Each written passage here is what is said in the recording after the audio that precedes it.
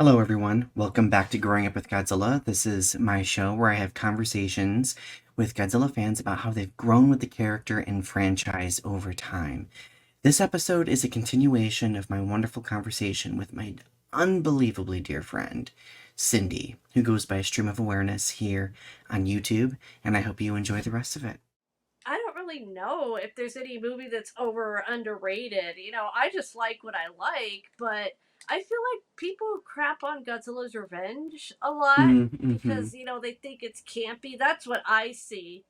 And Yeah. and I'm gonna defend that movie because it's my childhood. It's the first Godzilla movie I ever owned for myself, and I watched it so much when I was a kid because I loved it It's so the much. first Godzilla movie that gave us all this meta experience with the character Mhm. and franchise through the eyes of Ichiro. Like, Mhm. Ichiro was writing fan fiction, and we were living it through the film.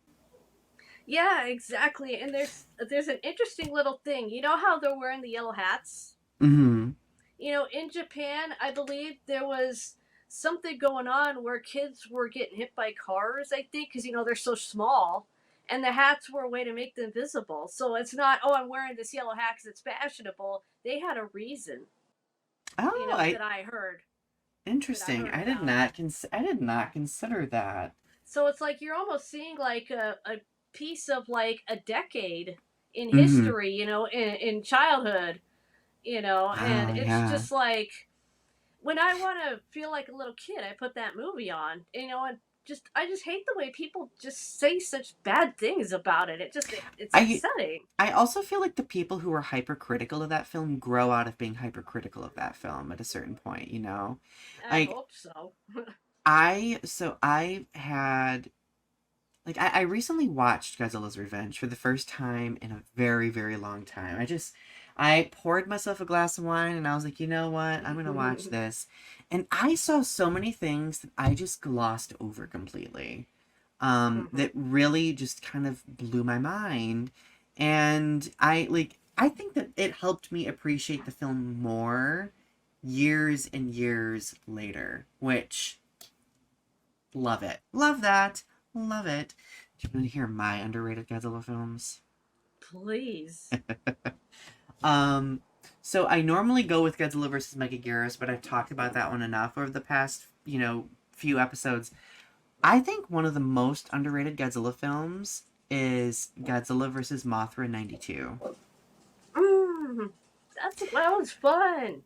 I think that Godzilla vs. Mothra 92 is underrated because for some odd reason people get very hypercritical over how because that film I would say is one of the first Godzilla films that really starts appealing to people's nostalgia. But no, Godzilla vs. Mothra is one of those films that really appealed to nostalgia because it harkened back so much to Mothra 1961 and Mothra vs. Godzilla, right? So Mhm. I think that it really just people got really caught up in it. They didn't really like the human characters, but I think the musical score and the story that kind of melds a bunch of things together, but then transforms into something different late in the film. I think it Mhm. modernizes Mothra's character so much that it actually makes it very interesting. And I think that Yeah. that film really sets the trajectory for the Heisei Godzilla, the Mhm. rest of the Heisei Godzilla series. So that would Yeah. be my number one, and I really think that people underestimate and underrate Godzilla versus Space Godzilla a Oh lot. gosh, that movie is so much fun. And don't get me wrong, I know that that film is very long, and I know that people aren't super invested in the love story, but the truth is, I think that it's enduring. I think that it really sets itself apart, pacing wise. So, but yeah, I think those probably are my top two most underrated Godzilla films, and I really wish that people would enjoy them and kind of respect them a little bit more because I do think that they very much are cornerstones in the Heisei Godzilla series. So, but that's just me. That's just my opinion. Mhm. I've had many debates with people, especially over Godzilla versus Space Godzilla, and I will have those debates until the end of time. Yeah, and I mean, Godzilla versus Space Godzilla, how can you hate it when you see Godzilla protecting his baby so hard? Like, really? Mm-hmm. I mean, he's leaning over him, like taking all the hits, and little Godzilla still got captured. But what I love about that movie is that was Godzilla's 40th anniversary, right? Mm-hmm. Well, little Godzilla pops his head over the hill and he's like, "Hi." It's like a really cutesy, like, callback to Godzilla coming over the hill. I just love it. It's so adorable. It was. I think that film was the film that really made me fall in love with Miki Sagusa as a character, because I think Hmm. that that film does more justice for her character than all of the other Heisei Godzilla films, except maybe, I mean, Destroy is up there, and so is Mechagodzilla 2 with her development. But I really feel like Space Godzilla really cements like her connection with Godzilla ultimately, right? Yeah, Yeah. and that's a good thing, and just the fact that no matter what she tried to do, I think Godzilla let her control him, to get him to walk. I think just allowed it. But when they started messing with like the psychic device thing and they're jumping it up and down and she gets zapped by it, I kind of think that's when Godzilla's like, okay, I'm done playing, but and then she uses her telekinesis to pull that thing off him and he turns around and thanks her. He turns his head and I swear he's saying thank you because he probably could feel it there. Right, and And I think that film, I mean, through Miki Sagusa, that's how Godzilla was humanized, right, throughout that mm-hmm. entire film. And plus, with Which, that receiver, who knows who mm-hmm, could have messed with him? mm-hmm. So get rid of it. No, I agree with you completely. So, ooh, here is a very interesting multi-layered question. What are some unique interpretations and or impressions of the film slash characters that you have that aren't always discussed at large? Well, I'll have quite a few answers for this, but are headcanons okay? Absolutely. Okay, because I have so many headcanons about Heisei Godzilla. Because in my headcanon, he's got disabilities going on there. So, like I took the stiffness of the Godzilla suits and worked him into the character. So, like, he's got movement disorder that's similar to cerebral palsy. So he's klutzy, but Mm-hmm. he's so big it doesn't matter. He's not going to be walking upstairs. He's just going to knock the building over. But if he was our size, he would have a whole bunch of trouble with everything. But it's just when I posted those head cannons, I got a bunch of hate for it, and it's like, what is your problem? You don't have to see them that way. It's like, Mm-hmm. I've got disabilities of my own, so like, get out of here. So like, No, yeah. so for those of you who do not know what a headcanon is, go back and watch. I think it was our prior episode that we did last season. We talked about those a bit and what those mean. But Yeah. I mean, I have my headcanons as well. Like I have my own unique interpretations of the characters that really, like, I don't really talk about them. Like I know, like, for example, Mothra, like, I always just hone in on how these characters are so isolated, right? And Mhm. characters like Mothra, especially, they're so committed to protecting everyone else at their own expense. And I have like this headcanon that Mothra chooses to do this because she knows that at the end of the day, that she's like the last resort, that she is the thing standing between humanity and everything else. And like knowing that it's like a willful choice, like that to me makes the character more empowering. Now, mind you, Mhm. like I had this very interesting conversation with Kasten Klobuchinski on a few episodes ago where we talked about Mothra and how fair is it that Mothra, a female character, is kind of just like expected to save everyone else at her own expense. And like I think that like that's always been one of my interpretations of the character as well. Like she's just this unbelievably selfless character that is often more criticized in our fandom of mostly dudes, or of many dudes, Whereas like all of these other characters are never held accountable. But I think the way people misinterpret Mothra tends to be far more extreme than the way people misinterpret other characters, and I wish that they would kind of like re-examine that just a bit. So, but Mhm. anyway, continue what you were saying. So, it's just my Shizilla character. I'm just gonna be quick about it with it because I got more to say, and it's in the front of my mind, and it's biting me. But like Shizilla, she's the graceful one. She takes care of Godzilla because sometimes he's just gonna fall down on his tripping on air. Mm-hmm. Sometimes, so she'll just be like, "You okay?" kind of. He doesn't like her helping him up, but if he's really hit the ground hard, she's gonna help him up. But Mm-hmm. but she'll lay down next to him. Sometimes in my mind, she'll just be like, "You don't want to get up? Okay, I'll lay down with you." So she'll lay next to him, and then he won't be so mad that he fell anymore, because then he could be like, "I fell for you." Mm-hmm. Oh. Ah. He is such a sap. My idea of Heisei Godzilla is like he's mean to everybody else, but when Godzilla's around, it's like heart eyes. So Kind of like like, MonsterVerse Godzilla with Mothra. He's mean to everybody else, but when Mothra shows up, he's like, "Oh, yeah, I know. Like, they're fighting outside the pyramid, and then she smacks him with the God rays, and he gets up and he's like, "Oh, honey, hit me again." I." So the fact that we got to see God rays happen for the first time blows my mind. Like I am so like. Of course, people are underestimating Mothra, right? And then like suddenly Mothra swoops in and completely breaks the boys up, and she's like, "We're done. We're back. We're Yeah, backing this car really. up. We're pulling this minivan over, and we're done." I know, right? And Kong is like, "Whoa," and Godzilla is just like, it was so cute. I loved it so much. Just and also when she's helping the people, Mothra, Mm-hmm. everybody's fighting and she's just taking the ship and kind of getting Mm-hmm. it out of the way because they were gonna get splattered in there. I swear, those poor guys. But that zero Right. gravity fight is my favorite fight in the whole MonsterVerse. That's the coolest thing. Godzilla's 360 zero gravity tail smack. That is Oh my god, it like, was so good. It was so good. but I'm gonna get back on track. Anyway, And yeah. okay, now for I got more Godzilla stuff, but I wanna point out Shimo here. Mm. I think that remember she's traumatized. She's been abused, and that Mm-hmm. speaks to me. Because emotional abuse and stuff like that. Like I understand it.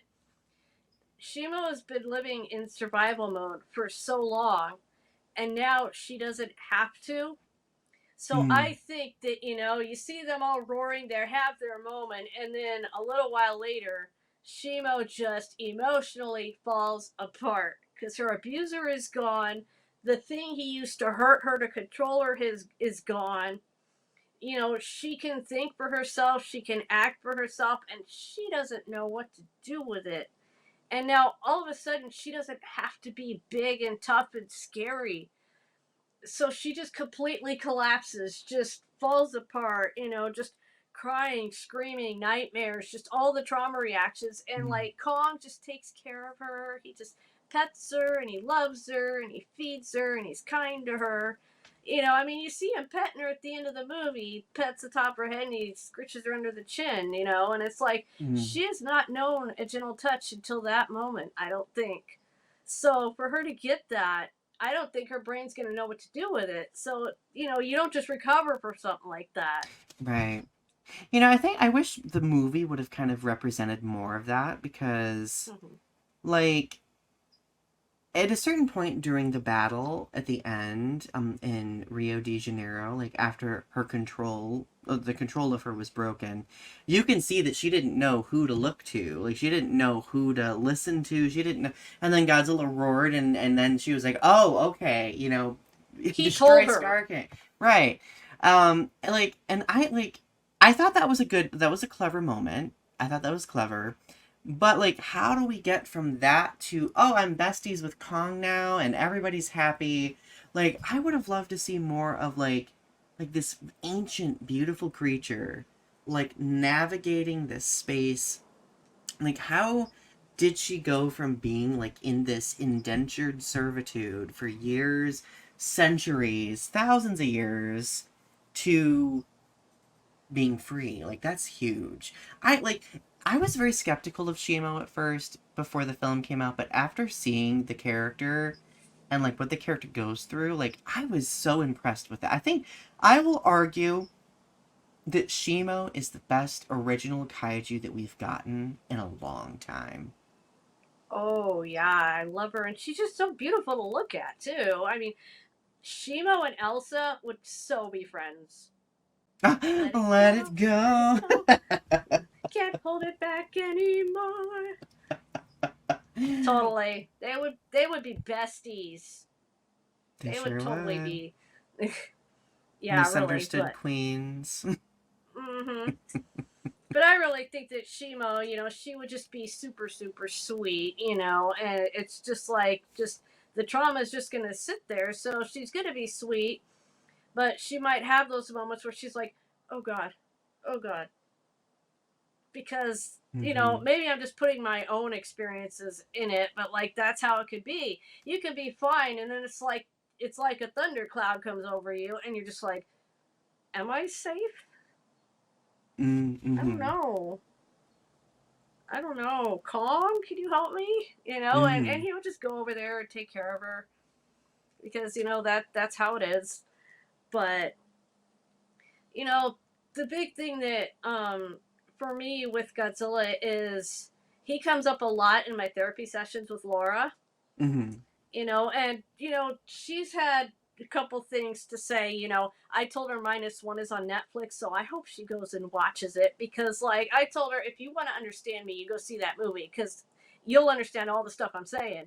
Mm-hmm. Because like she likes to use like visualization and stuff. She loves that I do that.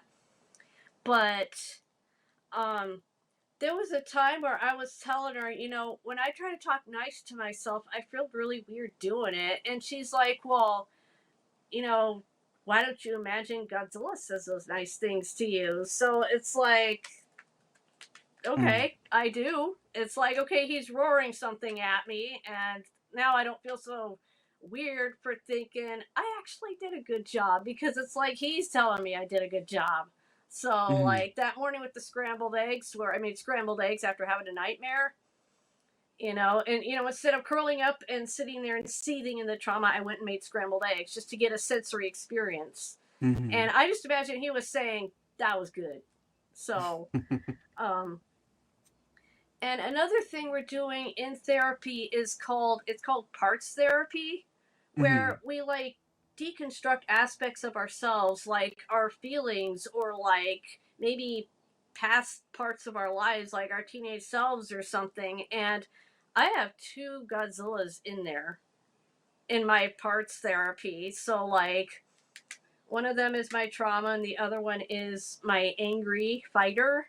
Mm-hmm. She tried to put angry and fight in two different things, and I'm going to tell her no, they're one.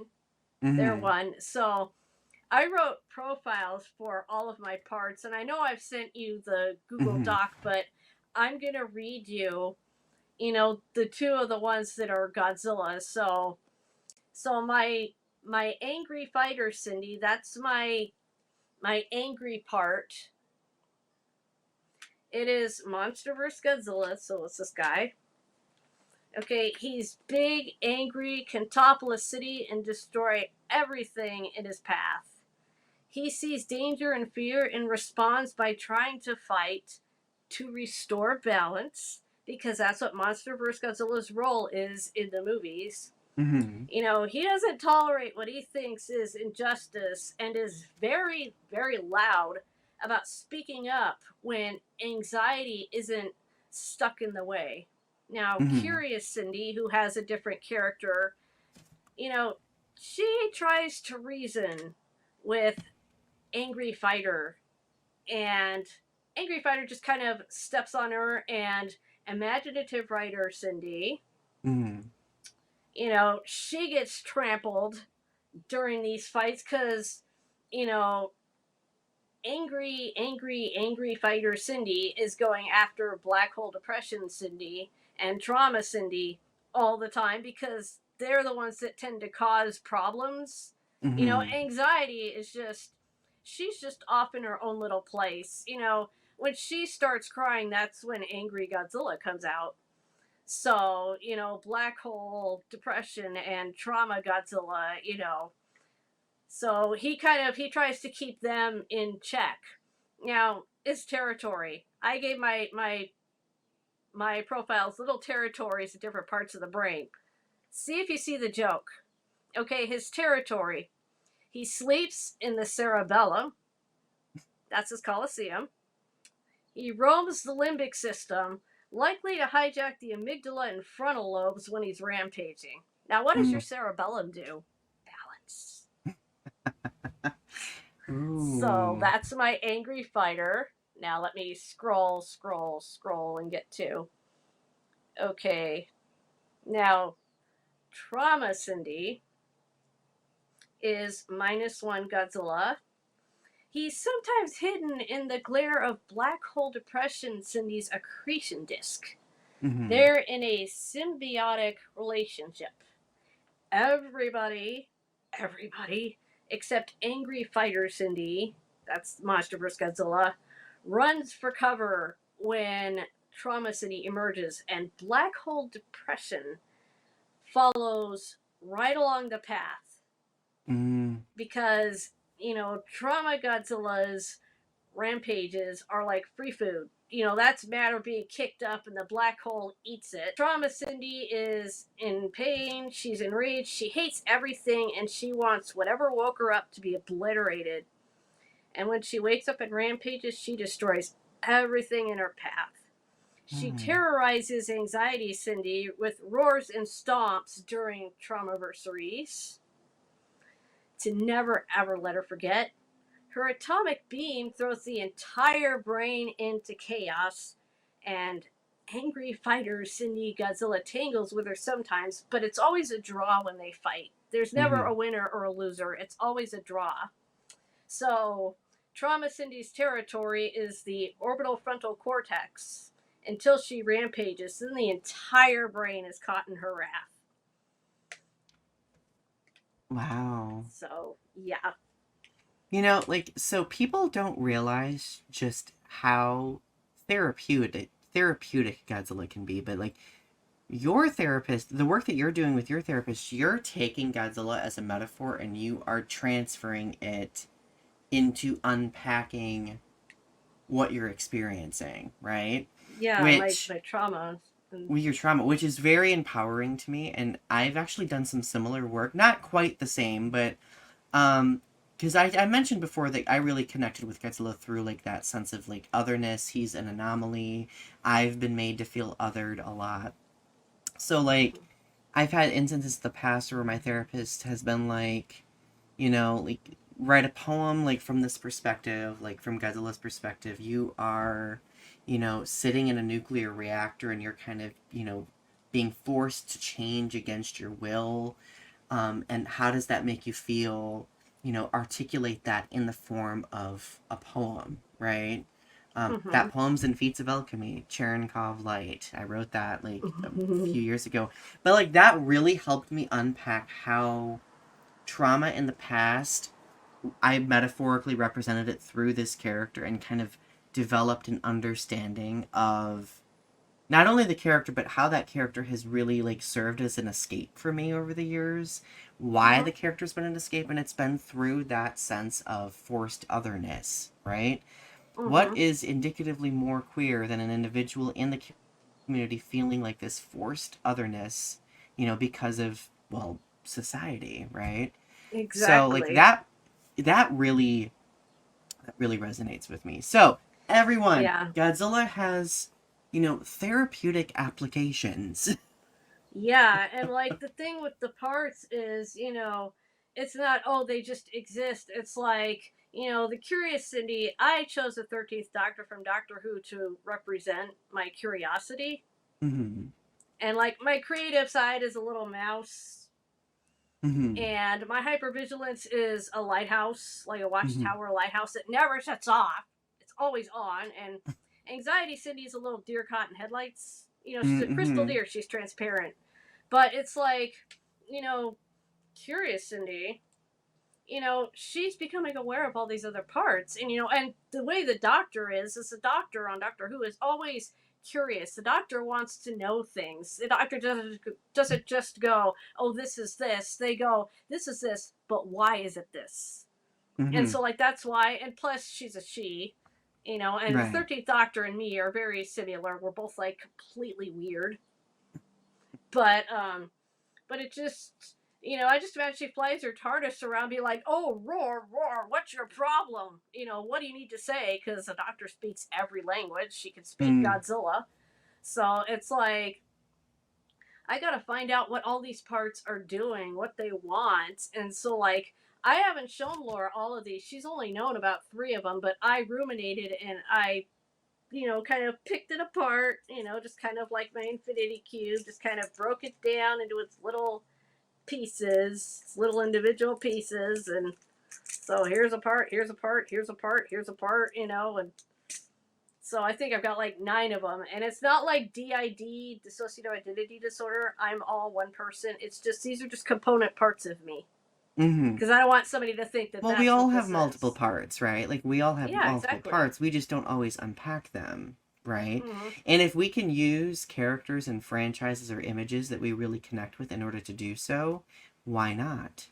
Right? Yeah, and there's one more. Um, the butterfly, the one that Mm. she's the social, she's the goofball. You know, she's the one that's she's the part that's been doing this video, and the imaginative writer has kind of been talking. But the butterfly and me being all, you know, she's the part that kind of gets kind of yelled at a lot. Mm-hmm. So, but she's the Oh. shroud. She's like, pay no attention to the man behind the curtain. You know, like the Wizard of Oh. Oz kind of a. Yeah. But you know, but she's that bubbly, silly part that her wings are a bit ragged because of all the stuff I've gone through, and the black hole sure loves to try to eat her. Ugh. Mm-hmm. So I do have a couple of other interesting questions for you, Mm-hmm. focusing generally on the Godzilla franchise itself. So obviously, the Godzilla franchise has grown so much over the last few years. How do you feel about that? Oh, I am so joyous for that because, you know, we go through these droughts where there's like nothing. And then Mm-hmm. all of a sudden, you know, it's like that meme with all the plates of pancakes, you know? And it's like, I love that meme. It's so funny. But I just want to see it keep growing. Something I would love to see maybe with MonsterVerse Godzilla is maybe more of those children's books, you know, like the ones that are like Godzilla Likes to Roar, or Who's Afraid of Godzilla. You know, those books are so cute. I don't have them, but I've like seen the pictures, Mm. and it's like I would love to have more books that people can read as bedtime stories. You know, maybe until their kids are old enough to be able to Ooh. watch Godzilla movies, and you know, because they might be a bit scary for younger audiences. I mean, the opening of Minus One, I know that Sean McGinnis, Neo Monster Island, I know his kid was freaked out by the opening of Minus One. So like, you know, some more kid friendly stuff, you know, to kind of prepare them for how intense Godzilla Right. can be. Well, like so, creator. So like you know that I had Quasies on on the show, right? Mm-hmm. Who does like those shorts on Oh those like yeah, those are so those films cute. on YouTube. I think It's so cute. those are like the perfect content that we need more of. That really just Yes. shows us. I mean, I know there's some like other, variations out there that are like kind of smaller in scale, but I think we need more content like that to be very enriching for, the young kid, the children Godzilla fans, right? They deserve something. Yeah, and like Ruby's draws, you know, their Godzilla comics that they do, those funny ones like memes and stuff. It's like it's so funny. Mm-hmm. Like I'm not sure if it was Ruby's who did the it's the one where you see Godzilla sticking his tongue out to eat 11 and then his entire head is puckered into his neck It's like, it's so funny. I've seen that one before. Yeah, but it's just Mm. like those kind of things, putting Godzilla in silly situations. I love those things. That just it cracks me up. I mean, there's this GIF of minus Godzilla that's like, and I just die when I see it because it's so ridiculous. It's like it's okay to poke a little fun, just One of have my fun with, one of my you favorite know. videos somebody made, was it was years ago, but somebody made this video My of, I'm gonna, phone's ringing. Hold you're on, I'm good. gonna I'll ignore wait it. I'll wait for it to stop ringing and then I'll continue what I was saying. Oh, I'm gonna pick it up real quick because it might be important. I'll be right back. Sounds good, hon. Ugh. Hello? Hello? Hello? No thanks, I don't need construction. I've got a deconstructing husband, Godzilla. Goodbye. Ugh.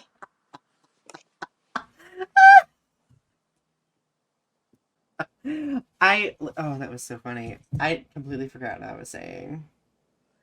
You were talking about a funny video you saw. Oh, so like one of the funniest videos of Godzilla in a very silly situation is like this. Somebody made like this like pink Godzilla video where like Godzilla's like dancing, like Oh doo doo doo yeah. doo doo, and it was just like the most fabulous dance. I think somebody made it for Pride Month or something, as they should, right? I think that Godzilla is in a really good place franchise wise. Like we have the successes of the MonsterVerse minus one. I really think that like I feel a sense of calm and peace over it because I remember, I mean, we both remember like the early to mid 2000s when we literally thought we would never see Godzilla again and anything else. And to know that like all that time has passed and we've gotten so much more Godzilla, like it's phenomenal. I absolutely Mm-hmm. love it. I'm just so happy for it because it's like we're bringing in new people and like we can introduce them to like the history of Godzilla because I always want to make sure people do not forget the history of where Godzilla came from and why he happened and the events that led to him happening. To get these three creative men to get in a room and come up with this creature. Sometimes people just forget the history and that he's an anti war symbol. He's a symbol of, this is what happens when you mess with nukes, when you mess with nature. Mm-hmm. You know, you do these things and, FAFO, Mm-hmm. FAFO, I don't want to say it, but F run and find out. Mm-hmm. Don't do that with nukes. Don't do that with war. I Yeah. mean, free Palestine, right? So, Absolutely. free the Congo, like free Yemen, those places everywhere. There's genocides going on. It's so disgusting. And, It is. war is evil. We don't need it. I We mean, we don't need it. shouldn't It's need it. destructive. It's inhumane, and I think Godzilla. I mean, if we look at current events, like things happening in Gaza right now, and even Ukraine, like metaphorically speaking, Godzilla is that anti-war narrative. Whether people want Mm-hmm. to acknowledge it or not, that is the root of the character and the story. And yes, like I know that, we are getting very diverse iterations of the character, diverse interpretations, but the reason why Godzilla minus one was so successful is because it harkens back to its roots, right? And Exactly. that's the staying power that Godzilla has.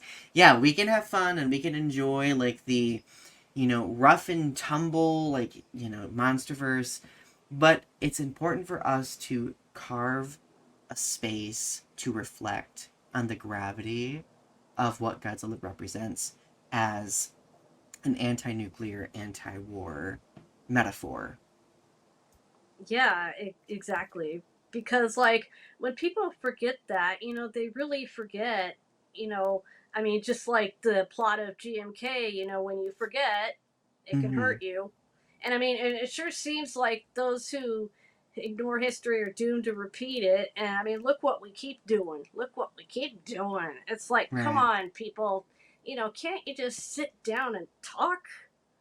Yeah. But I mean, just I'm not a politics person. I struggle to understand them. That's autism brain. It just does not grasp it. Mm-hmm. I try, but it's like from what I see, it's there's so much mudslinging. Instead of saying, "Here's what I can bring to the table. Here, let's try this." It's, "Oh, that guy sucks. He sucks. Here's what he's doing. This is why he sucks." It's like, okay, you're telling me they suck, but what can you do? Okay, Mm-hmm. tell me what you can do. I'm interested. I want to hear what you can bring to the table to make the world better Yeah. instead of talking down this other guy and talking crap about him, her, them, whatever. Mm-hmm. It's like I don't care about that. I and what scares me about politicians, I know I'm getting off track, but they can say anything and they get in office and then do whatever. So they can Mm-hmm. be all, "Oh, I'm pro this," and they get in office and do the exact opposite. So how can you trust anybody? I Right. mean, on Doctor Who, the 12th Doctor, in the Mummy on the Orient Express episode, at the very end, he had a great line. That's the 12th Doctor behind me over here. Mm. Peter Capaldi, love him. Is sometimes the only choices you have are bad ones, but you still have to choose. And I feel Mm-hmm. like that's what politics has become. I agree completely. And so because there are people who would argue Godzilla is not political. Like anybody who argues that, Oh God! I'm just like, okay, delusion. But the truth is, Godzilla has always been a mirror that reflects the political climate of whatever time the franchise is in. Like the 60s, or the 50s, you could clearly see like that climate, like that post-war climate. The 60s, um the rise of environmentalism, like between the 60s and the 70s, the Cold War in the 80s, and 90s, like the boom of science, like there's so much mirroring in the franchise that I think that in of itself, I mean, it's been studied. It's been academically studied, acknowledged, celebrated. That in of itself, I think, makes Godzilla so poignant and relevant to even what's going on today in the world, right? That's why Yeah, Godzilla is a household name. That's why Godzilla has the staying power that it has, and that's why we are seeing people really gravitating to these films, especially when we're so burnt out on these like superhero narratives, like the Marvel Cinematic Universe, the DC, cinematic universe. Like people are exhausted of that repetitive narrative that like literally giant monsters and like those very humanitarian narratives are becoming more in need, I would say. yeah, I know. And also, what gets me is that anytime you have maybe like a character of color, I mean, like Gia, okay, Kaylee Hoddle, I think that's how you say her name. Mm-hmm. She's deaf in real life. She's deaf representation. She's not white either. She's Asian. Mm-hmm. And I saw somebody on Twitter saying, "Oh, they just put Gia in there to be some woke, like, heartstring pull." And I'm like, "Excuse me? That girl is deaf rep. She plays an important role in that movie, and deaf Godzilla fans deserve a character that they can relate to. I would love to see other disabled characters show up in the franchise. Someone who's blind, someone in a wheelchair, someone who's Mm-hmm. autistic, You somebody with know, Tourette's syndrome, anything. what really frustrates me when people say that is like what they're doing is they're basically advocating for the denial of the existence of those characters reflecting those populations. Like you do realize that people in these communities exist, right? That Mm-hmm. they deserve a space to be visible, right? So Mm-hmm. what is their presence doing? Like if it's making you uncomfortable, then you really need to really let that sink in, take it back to the drawing board and be like, why am I discomfortable? Like, why am I uncomfortable with the existence of people who look or maybe different than me in any fashion? Like, why? There's got to be some explanation. And once you unpack that explanation, that's when you can begin to start undoing a lot of that, because even in Godzilla, I do think that representation is needed and it's valuable. Like, I know a lot of people were very critical of, queer representation in Monarch, in the Monarch TV show. And there may be some scenes that were a little bit embellished, or maybe, like, maybe there were some stereotypes that kind of were thrown in that were negative. There is always a question of quality representation. But to expect those characters to not exist at all, that Hmm. is concerning to me. Yeah, I know, and it's like, especially when you just happen to have a queer character or something, and people are like, oh my god, it's so woke, blah blah blah, and it's like, I'm just standing here, Yeah, like, like, these characters aren't doing anything other than existing. It's not like they're riding in, fresh from RuPaul's Drag Race on a unicorn with a tiara on their head. Like, that would be it's awesome like though. sprinkling fairy dust on everybody. Like, that's literally not what's happening. And I think the people who freak out over that are, like, really just eating up willfully, like, a lot of the concerning rhetoric that we see. So I think that even in Godzilla, there is a space for people like us. And that's Hmm. exactly why that's one of the reasons I do this show.